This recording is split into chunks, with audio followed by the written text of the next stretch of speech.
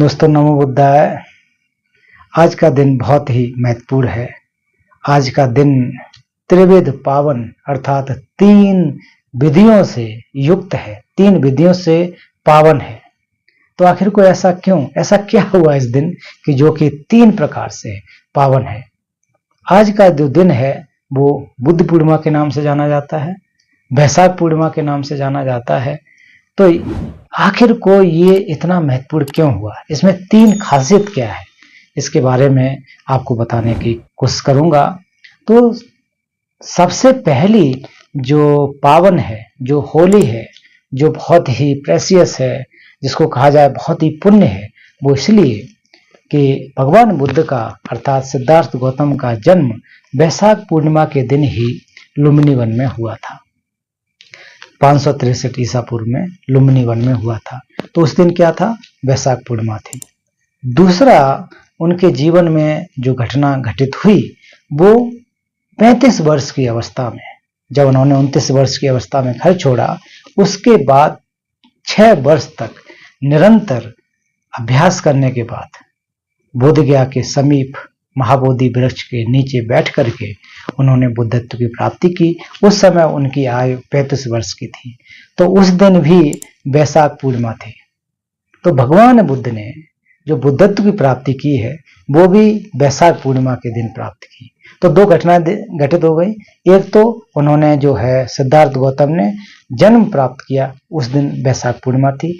दूसरा, जब उनको बुद्धत्व प्राप्ति हुई उस दिन भी वैशाख पूर्णिमा थी।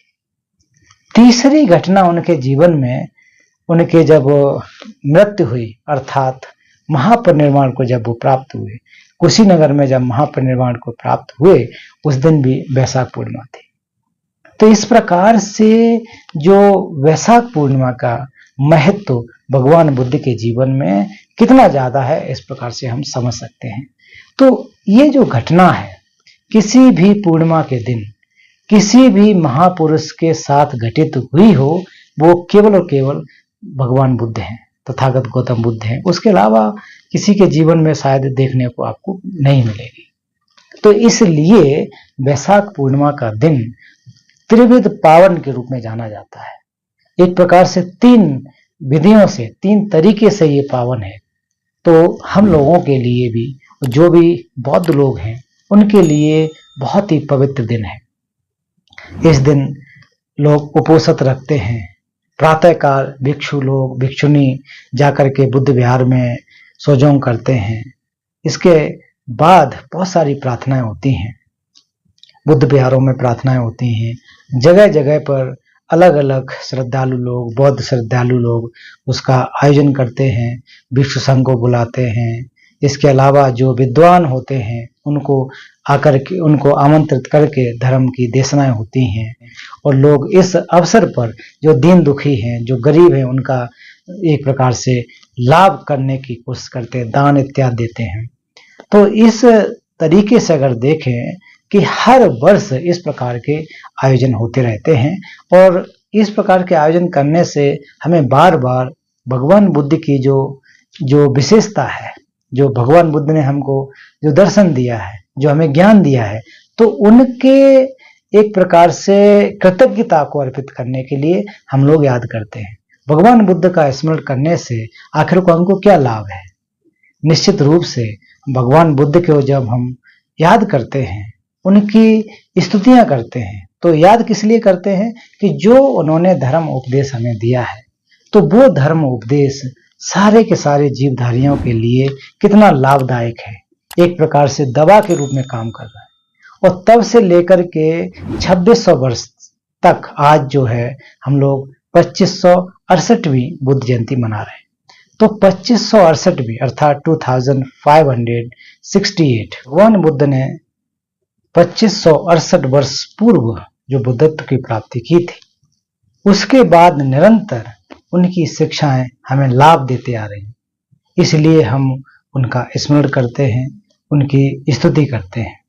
इसलिए सूत्र में कहा जाता है कि समय समय पर धर्म का श्रवण करना और समय समय पर धर्म की देशना देना, एक अर्थात चर्या करना, अर्थात चर्चा करना, ये बहुत बड़ा मंगल कार्य होता है। मंगल में भी उत्तम होता है। तो इस प्रकार से हम लोग कम से कम वर्ष में एक दिन भगवान बुद्ध की जो गुण हैं, जो उनके द्वारा बताए गए धर्म उपदेश हैं, उनको हम एक प्रकार से स्मृत कर सकें, उनका श्रवण कर सकें, उनका हम एक प्रकार से अभ्यास कर सकें, तो ये हमारे जीवन के लिए बहुत ज़्यादा लाभदायक होता है।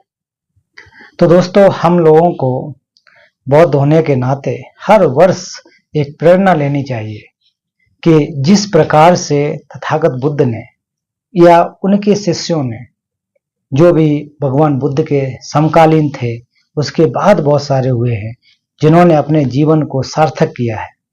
बहुत सारे बुद्ध बने, बोधिसत्व बने, अरहत बने।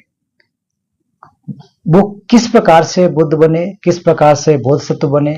भगवान बुद्ध के द्वारा बताए गए मार्ग पर चल करके ही उन्होंने अपने जीवन का जो एक प्रकार से साक्षात किया, अर्थात अपने जीवन को वो सही रूप में लेकर के आ सके।